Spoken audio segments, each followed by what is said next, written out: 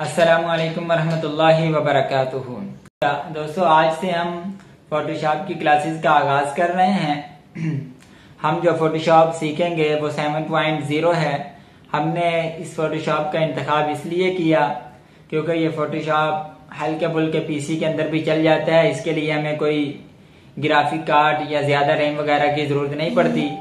इसके अलावा दूसरे भी हैं जिनके अंदर हमें रैम वगैरह की ज्यादा करनी पड़ती है और उससे के लिए हमें अलग से ग्राफिक कार्ड वगैरह भी लगाना पड़ता है। तो इस फोटोशॉप के लिए हमें कोई अलग से ग्राफिक कार्ड नहीं लगाना पड़ेगा। हम 2 GB रैम पर भी आसानी के साथ अपना इसके ऊपर काम कर सकते हैं। तो सबसे पहले हमें दोस्तों फोटोशॉप सीखने से पहले हमें ये मालूम होना चाहिए कि फोटोशॉप हम क्यों सीख रहे हैं और फोटोशॉप किसके लिए होता है। फोटोशॉप जो है ये एक एडिटिंग का सॉफ्टवेयर है और इसके जरिए हम बड़ी आसानी के साथ अपनी तस्वीर में रद्दो बदल पैदा कर सकते हैं और तस्वीर अपनी को एक नया अंदाज दे सकते हैं। और इसके अलावा कमर्शियल डिजाइनिंग वगैरह और प्रिंटिंग के साथ जितना भी रिलेटेड काम है वो सारा का सारा हम इसके अंदर डिजाइनिंग कर सकते हैं। ये एडोब की 2 इकसाम है, एक आर्ट्स ग्राफिक्स और दूसरी रास्टर ग्राफिक्स। आर्ट्स ग्राफिक्स जो है ये छोटी छोटी लाइनों का मजमूआ है और इसके जरिए हम जैसे फाइल वगैरह मोनोग्राम वगैरह बनाते हैं और कार्टून वगैरह बनाते हैं। और रास्टर जो है ये छोटे छोटे पिक्सल यानी छोटे छोटे रंगीन निकात का नाम है, जिसको हम पिक्सल भी कहा जाता है छोटे छोटे निकात को। और इस पर हम PNG GIF और TIFF वगैरह की इस तरह की फाइलें वगैरह बना सकते हैं। तो दोस्तों ये एक छोटा सा क्लासेस का आगाज करने से पहले ये छोटा सा एक तारीफ था जो हमने आपको बताया। तो चलिए अब हम चलते हैं कंप्यूटर में फोटोशॉप।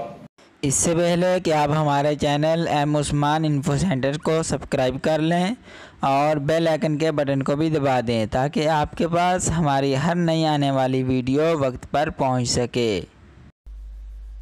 सबसे पहले हम यहाँ फाइल के अंदर आएंगे। ये फाइल है, यहाँ पर हम आकर डबल क्लिक करेंगे। आने के बाद फिर हम यहाँ न्यू टाइप पर आएंगे। न्यू पर हम क्लिक करेंगे तो हमारे पास ये नीला बॉक्स खुल जाएगा। ये देख सकते हैं आप, ये हमारे पास ये बॉक्स खुल गया है। ये बॉक्स मैं आपको बड़ा करके इसको दिखा देता हूँ। ये नेम यानी सबसे ये पहले हमें कह रहा है कि आप इसके अंदर कोई नाम वगैरह टाइप कर लें अपना। अगर हम इसमें अपना कोई नेम वगैरह टाइप करना चाहें तो वो कर सकते हैं। इसकी अगर जरूरत तो नहीं होती, अगर आपको पड़े तो आप फाइल का अपना नाम वगैरह इसमें टाइप कर दें। उसके बाद ये आगे आ रहा है, अगला ऑप्शन है। ये कह रहा है कि आप इसको किस साइज में आप रखना चाहते हैं अपनी फाइल को, यानी आप इसके विड्थ कितनी रखना चाहते हैं और इसकी हाइट कितनी रखना चाहते हैं, उस हिसाब से आप इसको सेट कर लें। ये देखें, ये कह रहा है कि आप अपनी विड्थ और हाइट को इसके हिसाब से सेट करें। 5x12 2x8। आप जो भी अपना साइज वगैरह रखना चाहें रख सकते हैं। हमने तो अभी सिर्फ सीखने के लिए रखा है। आप कार्ड जो भी पासपोर्ट वगैरह यानी जो भी आप पोस्टर वगैरह जो चीज़ें बनाना चाहते हैं आप उसके हिसाब से आप इसका साइज वगैरह रख सकते हैं। तो अगला ऑप्शन है, ये यहाँ पर आते हैं। अगला ऑप्शन कह रहा है कि आप अपनी रेजोल्यूशन वगैरह सेट करें। रेजोल्यूशन कह रहा है कि आप अपनी रेजोल्यूशन वगैरह यहाँ से सेट करें। रेजोल्यूशन अपनी वगैरह सेट कर दें। तो हम फिलहाल इसकी आपने अपने हिसाब से रेजोल्यूशन रखनी है कि आपके पिक्सल वगैरह ना फटे, आपकी चीज़ वाज़ेह नज़र आए। तो हम इसकी फिलहाल 150 रेजोल्यूशन रख देते हैं, यानी 150 रेजोल्यूशन रख दी। उसके बाद अगला ऑप्शन है कि ये कह रहा है कि आप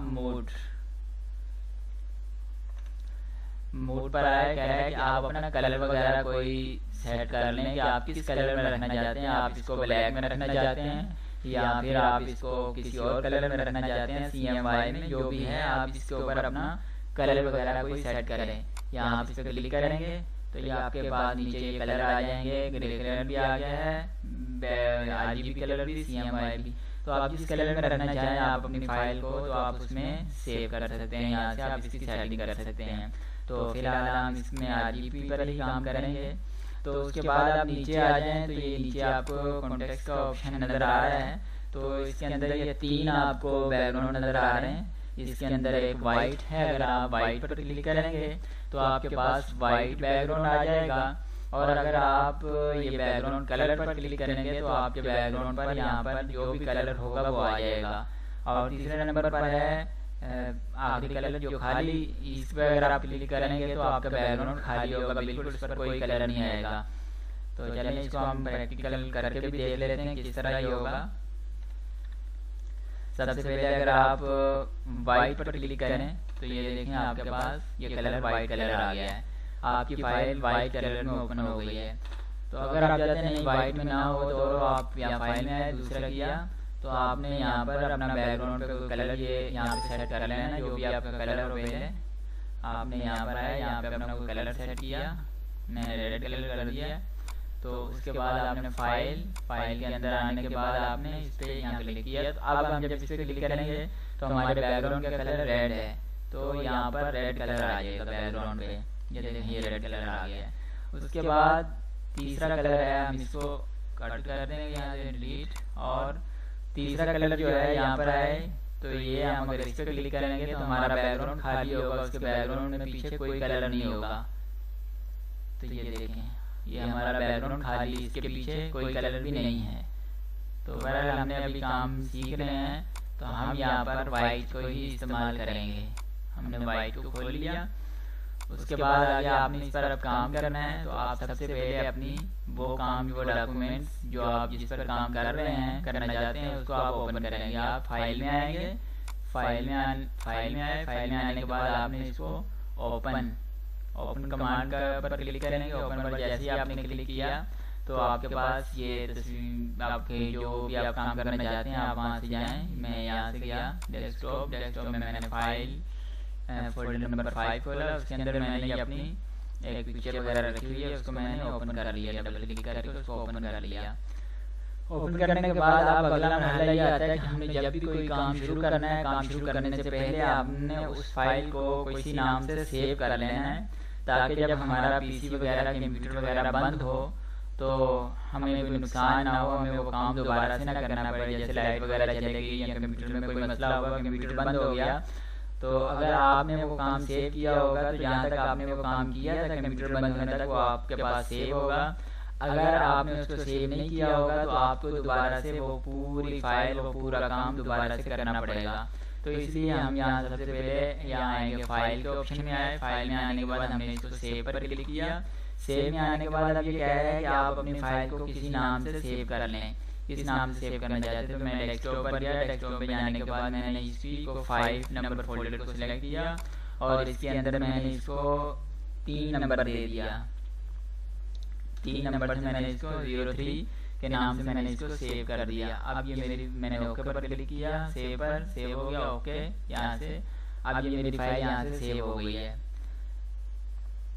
ایک چیز اس میں اور تھی کہ جب آپ سیو کرنے لگیں تو آپ نے یہاں سے اپنا وہ دیکھ لینا ہے کہ آپ نے کس فارمیٹ میں اس کو سیو کرنا ہے. پی ایس ڈی یعنی فوٹو شاپ کی فائل میں سیو کرنا ہے، جے پی میں کرنا ہے، پی این جی میں کرنا ہے. آپ جس میں بھی کرنا چاہیں تو آپ اس کو آسانی کے ساتھ اس میں سیو کر سکتے ہیں. یہ فوٹو شاپ کے اندر یہ سہولت ہے. تو آپ نے اس کو سیو پر کلک کر دیا. اس کے بعد اوکے کر دیا، یہ سیو ہو گئی. تو اب اس کے بعد آپ اس کے اوپر کوئی بھی کام وغیرہ کر سکتے ہیں. اس کے اندر آپ نے کوئی بھی کام وغیرہ کرنا ہے تو آپ اس پہ کام کریں. جیسے مثال کے طور پہ میں نے اس پہ کچھ کام کر دیا، کچھ میں نے اس کے اوپر یہ میں چاہ رہا ہوں کہ یہ حصہ جو ہے یہ بیچ میں سے میں بالکل ریڈ کر دوں. اس کو یہاں بالکل ریڈ کر دوں. میں نے اس کو ریڈ کر دیا. اب یہ حصہ جو ہے اس کو میں یہاں تک بالکل بلیک کر دوں. یہ میں نے اس کو بلیک کر دیا. ٹھیک ہے. اب یہ آگے جاتے ہیں کہ یہ چیز میں نے یہاں سے یہاں تک اس کو کوئی اور کلر دے دوں، جیسے بلو وغیرہ. میں نہیں چاہا کہ اس کو میں بلو کا یہاں سے کلر پہلے سلیکٹ کریں گے. کلر پہ آئے، کلر میں آنے کے بعد اس کو میں نے یہاں سے بلو کلر دے دیا.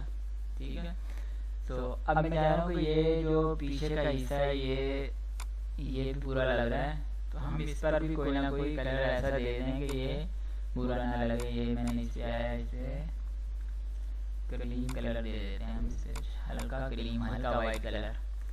ہم نے یہاں پر اسے وائٹ کلر دے دیا. تو اور اس پر ہم اگر کوئی ڈرا وغیرہ کرنا چاہیں گے، دیکھیں ہم نے ادھر، ہم تو ابھی یہ فی الحال کام نہیں کر رہے ہیں، ہم صرف سکھانے کے لیے بتا رہے ہیں. تو آپ اس پر کوئی بھی اس طرح کا کام وغیرہ کر لیں. یہ دیکھیں میں نے موبائل کر لی. اب میں چاہتا ہوں کہ مجھے اچانک یاد آیا کہ نہیں، یہ چیز تو میں نے اس طرح نہیں بنانی تھی، بلکہ مجھے تو اس میں دوسری طریقے سے کام کرنا تھا. تو اب میں کیا کروں گا، میں اس کو اصلی حال میں واپسی لانے کے لیے یہ فائل کے آپشن پہ جاؤں گا. فائل کے آپشن پہ جا کر میں نے اس کو ریورٹ پر کلک کر دیا. یہاں پہ جیسے میں اس کو کلک کروں گا تو یہ اپنی اصلی حالت میں آ جائے گی. یہ دیکھیں اسی اصلی حالت میں یہ اپنی فائل آ گئی جس میں یہ تھی اصلی حالت کے اندر.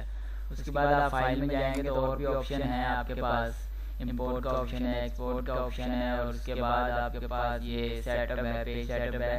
آپ پرنٹ دے سکتے ہیں، یہاں سے پرنٹ وغیرہ آپ دے سکتے ہیں اپنے پرنٹ کی. یہاں سے آپ سیٹنگ کریں جو بھی پرنٹ ہے. یہاں پراپرٹی میں جائیں، پراپرٹی میں جانے کے بعد اپنے پرنٹ کی جو آپ کی سیٹنگ ہے، آپ اس پہ جس پیج پہ آپ دینا چاہتے ہیں اس پیج کے حساب سے آپ اس کی سیٹنگ وغیرہ کر لیں. تو اس کے بعد آپ نیچے جائیں گے تو یہ آپشن اور بھی ہے آپ کو ایگزٹ، یعنی آپ اس فائل کو بند کرنا چاہتے ہیں. تو آج کی کیونکہ ہمارا پہلا سبق تھا، اس کے اندر ہم نے فوٹو شاپ کا تعارف وغیرہ بھی کروایا اور کچھ چیزیں آپ کو ہم نے فائل کھولنے کے متعلق بتائی ہیں کہ جن کا آپ کو انشاءاللہ ضرور فائدہ ہوا ہوگا.